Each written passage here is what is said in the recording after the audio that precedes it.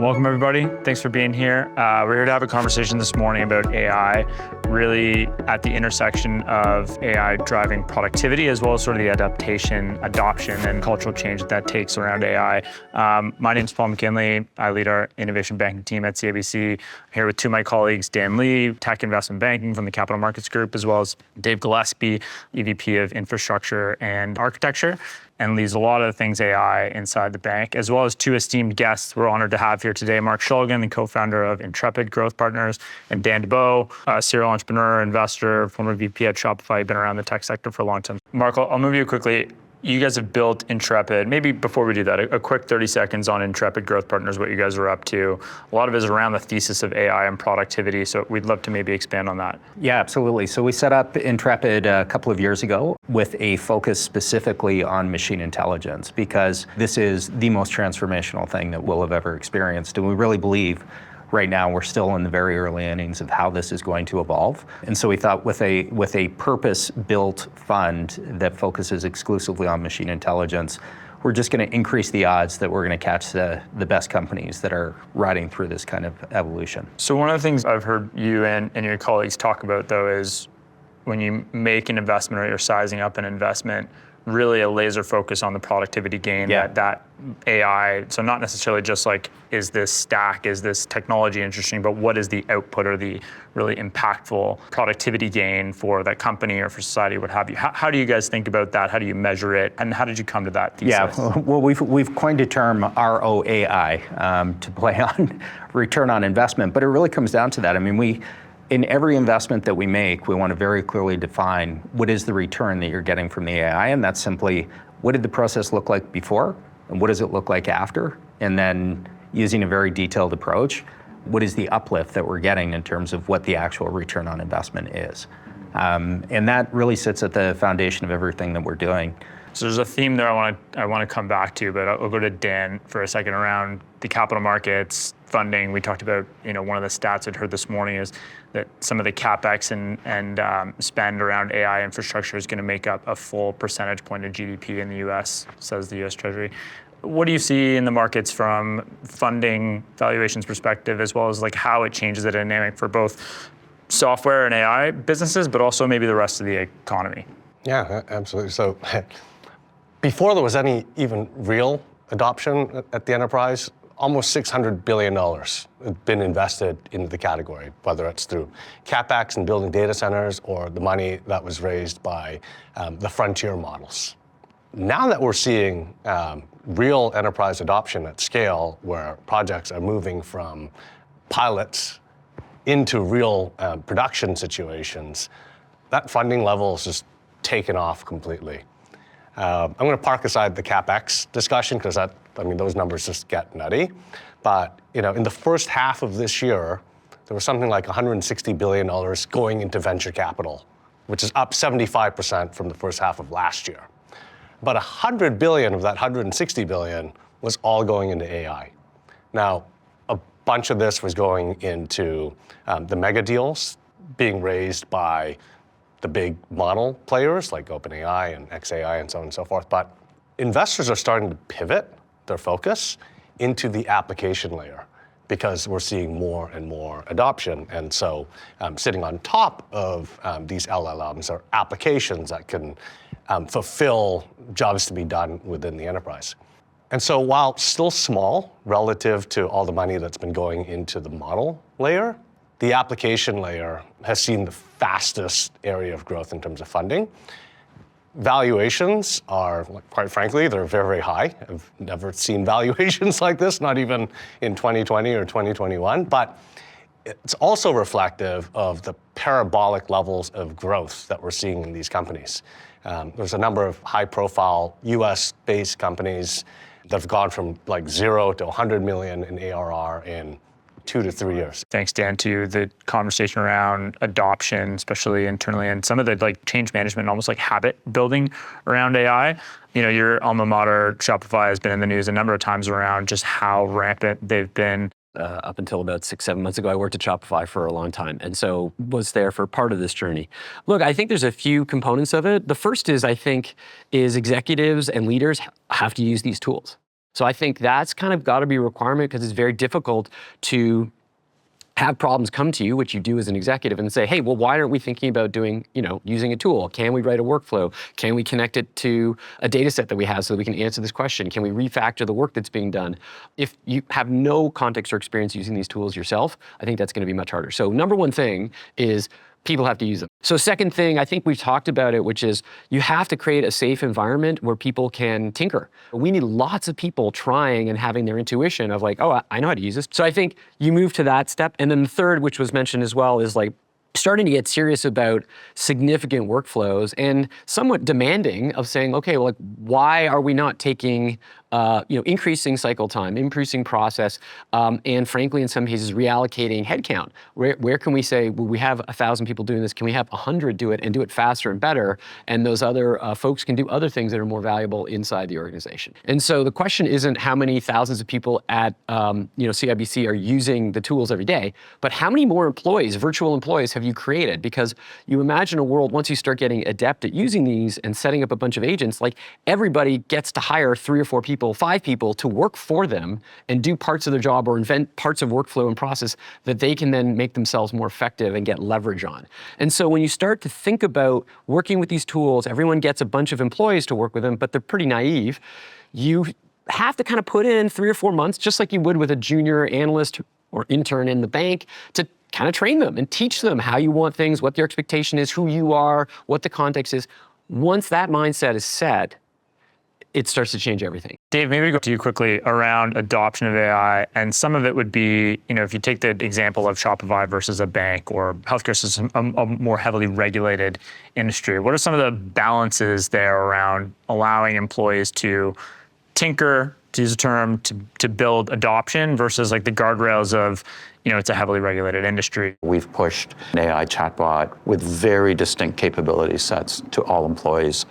All of our developers are now using AI to develop. And with both of these, there's no predefined thou shalt do this. We're leaving it to teams, business users, champions, and we run a very strong champion network. We run all kinds of things to start getting work groups enabled, and people can write their own use cases and publish them to their work groups. So we're starting to really see this take up. And so across the bank, about 10,000 of our employees are using it every week. Close to 4,000 a day are now on the platform, using it. So we see a lot of take up. But on these, we're not trying to measure. On the other side, we have very specific use cases where we're driving. So we are now driving into processes where this is the only way the work will happen. In these, we have very measured outcomes. We define the outcomes before we take them on.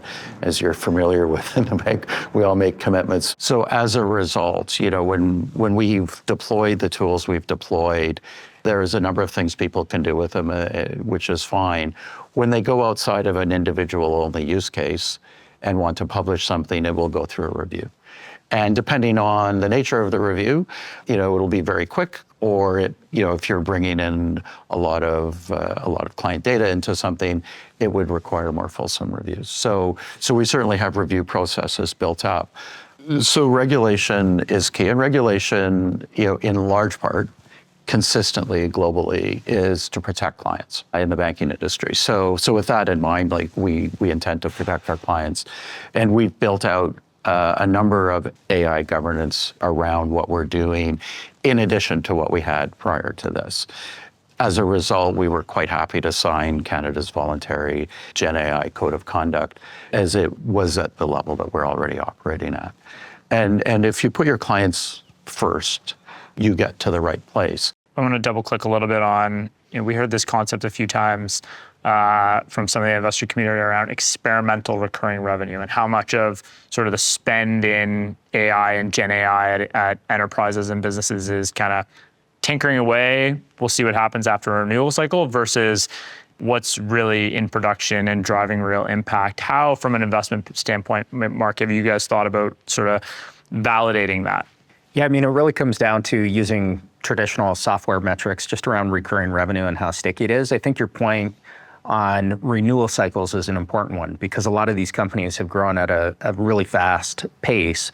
and you might not have a full renewal cycle to be able to determine whether or not the product is really sticking. So the way that we tend to bypass that is by speaking directly to the customers and getting a sense for how much use there is within the tool. And I think use is another measure that you can use to figure out whether or not it's really sticking. And there are a lot of instances, and you can still hear, just going through this process, that when we were going out and talking to customers of this company, the camp was evenly divided between people who are saying, you have to be aware of these tools. They're not accurate. They're kind of misleading junior employees about what might be right or wrong, and they're just relying too much on them. And then the other half is saying, like, this is incredible. We're servicing our clients much better. We acknowledge that you have to double check the work, but it gets us to a much, much faster starting point that's really high quality and enables us to serve more customers. So we're still at a phase where I think things are being figured out, but experimentation, I think, is a really important part of the long-term success of AI. To Mark's point, like some of the traditional software metrics like retention don't apply so well here because the renewal cycles haven't really come up yet for a lot of these companies. And so where investors are double clicking on are usage, right? Usage data across different cohorts. The ROI equation, so to Mark's point about ROI on AI, are customers measuring ROI against kind of vanity metrics, soft ROI, or are there hard, tangible numbers that they're measuring? Obviously, the more hard ROI, the more likely you're going to see a renewal. And then the level of workflow integration depth, right? Is this like a point solution that somebody's kind of using off the side of their desk, or is it fully integrated into the rest of the workflow? And so these are areas that investors have been spending their time on. Dan, you've been working on something called Build Canada. Give us 30 seconds on what you're working on there. Sure. Build Canada is a AI-powered civic action group in Canada trying to get young Canadians and builders, people who build companies, build things, engaged and involved in politics. And I'd say one of the keys of making the entire program work was aggressive adoption and use of AI and empowering hundreds of volunteers to build AI-powered tools around transparency, government policy, and things like that. So that's what we're doing. Two sort of closing questions, Dan. Like, how do you think about the pro side, the con side, and how that shakes out in terms of, productivity, both for companies who adopt it, but also just the economy at whole and society as a whole? It's important to remember that what one company does in Toronto or Ottawa about its path towards safe AI is irrelevant to the fact that we're in a geostrategic war right now between major powers that are headlong building next generation capabilities around AI. And it's almost like an open Manhattan Project that's happening across the United States, in China, and to a lesser extent other places.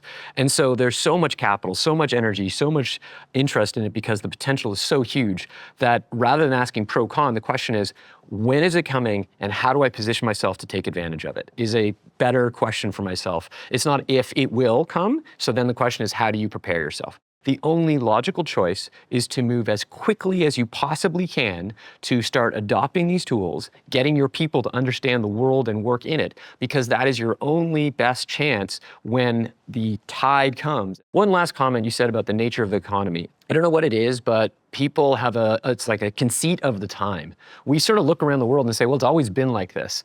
No, it hasn't. If you had gone to my dad, who's 80 some odd years, 85, just turned 85, and said, there's gonna be about 500,000 people when he was a kid whose job it is to help other people exercise.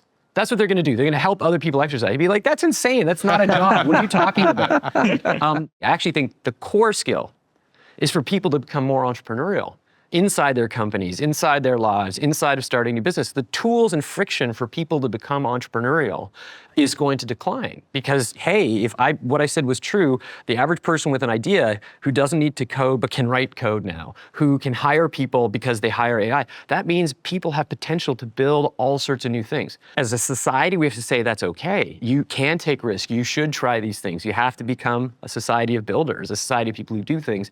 Yeah, excellent. Anything to add there, Mark? I think what Dennis is saying makes a tremendous amount of sense. My own kind of mindset in terms of how I think about, what I'm telling my kids is, you've got to be intellectually curious, you have to be a critical thinker, and you have to execute, right? And I think the entrepreneurship point is a great one. We're going to go through a period of monumental change. a lot of the economic growth that has been driven over the last few decades has been as a result of population change. And so I think now we're going into this, there's a very huge impact on the economy by a smaller workforce or a slower growing workforce. And these tools are what we need to enhance productivity and ultimately drive more economic growth. So I think we're going to go through a period of adjustment in the long run. People are driven by purpose, and you find meaning in work. And I think that we're going to find ways to be able to continue to do that. Yeah, I agree. Well, I want to thank everybody for joining this fun conversation. Thank you, Dan and Mark and Dave and Dan for being a part of this. And I feel pretty optimistic coming out of this around AI, so appreciate it.